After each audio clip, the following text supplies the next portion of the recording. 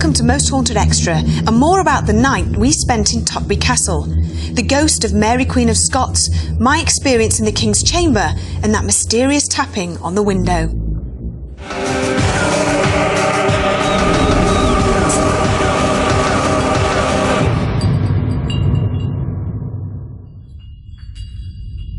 Mary Queen of Scots described Tutbury Castle as a vile place, exposed to all the winds and injuries of heaven. However, recent sightings of the tragic Queen suggest she has returned. But why? Just like love, unhappiness can bring back memories. I will probably look back to those bad times, go to maybe where that unhappiness was, and then reflect and say to myself, but look, now, presently, look how happy I am. So that's the past. And I feel that's why she's gone back to Tutbury. Aye, 5'11", a foot taller than the average woman, cascading red hair down my back, a sign of who I was. To be famous, you have to have something a little special. You have to have charisma, aura, a presence, an energy. Did you not realise I had been in your mouth, all of you, since you were children? Mary, Mary, quite contrary, how did your gardener's spice grow? Their presence is felt, is left behind. Just in a way that when you meet someone famous or slightly different, you actually say, gosh, they made an impression on me. With silver bells, a sign of the Catholic Mass when the host is held up. Cockle shells, a sign of the Catholic pilgrim. And little maids all in a row. I had 4 beautiful maids, all called Mary. Is it not possible that that famous person can actually leave an impression of themselves, possibly recorded in the stonework of the castle where Mary was imprisoned? Could Leslie's dramatic reenactment have something to do with Mary's return to the castle? Leslie believes her costume provokes paranormal activity, and visitors have seen a ghostly hand pulling the curtain back behind her.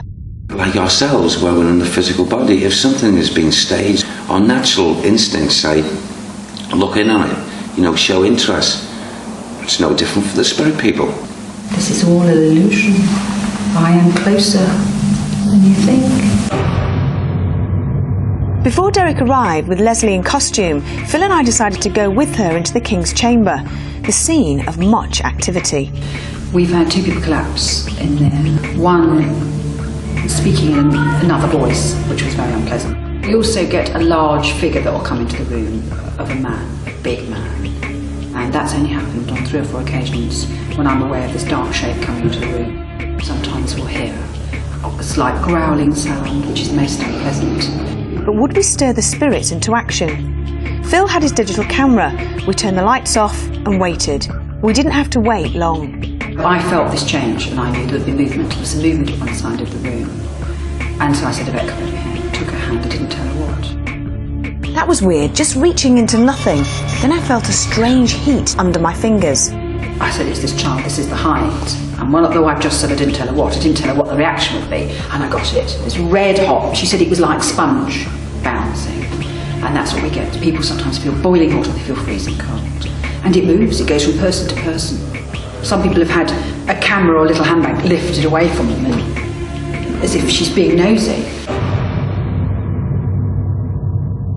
During the show I mentioned that ghosts seem to interact more readily in low-level lighting. But why? They function better in the darkened atmosphere. They feel more comfortable in the darkened atmosphere.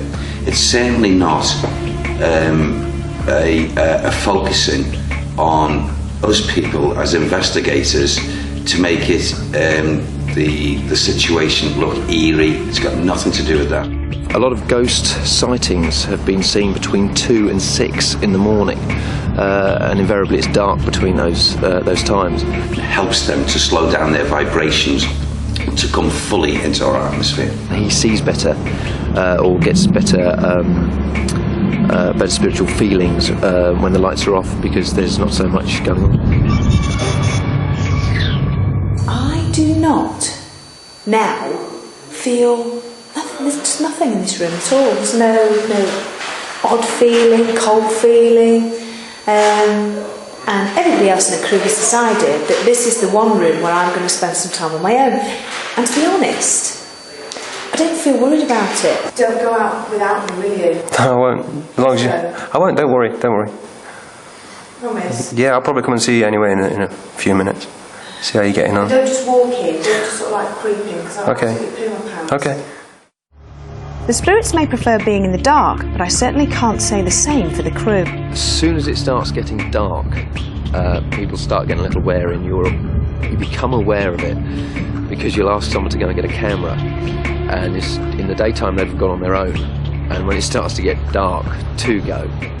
Sensory deprivation plays an awful lot of tricks on people's imagination. Your eyes can't really focus on anything around you if it's pitch black. It makes you much more aware, it makes you much more sort of, your senses become sharper. You're much more responsive to sounds and smells or whatever. And it's easy to interpret those senses as perhaps as fear. It's not the dark I'm frightened of. It's what's coming out of the dark. Your mind just goes mad with imagination of what possibly could be behind that door. And as we found out, 99% of the time it's nothing. But it's the anticipation of what might be there. This armour looks very ominous in the middle of the dark. Every location I come on, I see it, I look round, I think, yeah, I'm going to go down and I'm going to do something on my own. This time. Until it gets dark.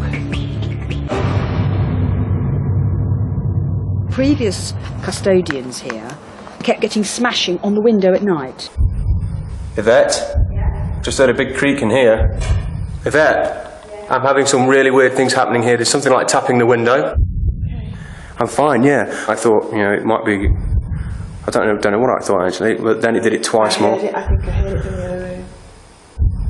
This is getting a bit freaky now. Yes, did you see that? No, what was it? What was it? Bottom. It was like a black shadow going across the bottom of my screen. No, I didn't see it.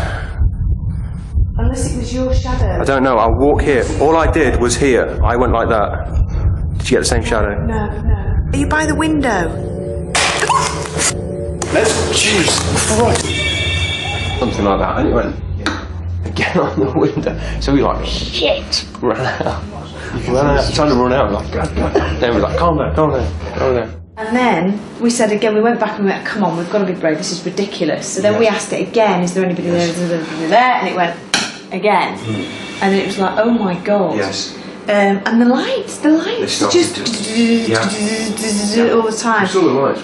But we went back. You had an all bright, and that was the weirdest thing watching on that monitor. It was almost like it was following you. Yeah. And it's really spooky because we could see it and you couldn't. With the activity that's gone on in here tonight, and the fact that things have been happening with this window, and things have been wrapping on that window, I think we should occupy this area here, by the window. That sounds good to me. Some things are not as they seem, and Richard's strange experiences certainly turned out, in this instance, to have a far more rational explanation. We actually saw a light going round the top of the room. What's moving? What's moving there? Look. On the ceiling. Look. No, not on the ceiling, on the wall. What is that? What the hell is that? And then we realised, of course, that we'd left a chink in the curtains. It was early morning, people were going to work, and it was the car headlights going along the road. But it still left the footsteps. Maybe you don't jump through hoops to order. But you have moved the floorboards once, twice, 3 times. Please walk again. After everyone had gone, went into the other room, into the withdrawing chamber, walked along the floor and made the floorboards creak in the room where we were, exactly the same as we'd heard it. So unfortunately, that's the end of that one. At the end of our investigation, I was disappointed that we hadn't made contact with the real Mary Queen of Scots, but Derek had picked up on another royal. This one here, please, is Charles. King Charles. King Charles. Right. King Charles. Right. I asked him what it felt like to connect with such an important historical figure. I feel so minnow, and yet feel so greater, gives me a great sense of satisfaction that this can be achieved. I never have believed a number of years ago that, you know, I find myself in situations, in investigations with the Most Haunted team, to have the sheer pleasure of, you know, actually communicating with these very, very famous people. And I think it's just, wow, it's the greatest reward in the world to me.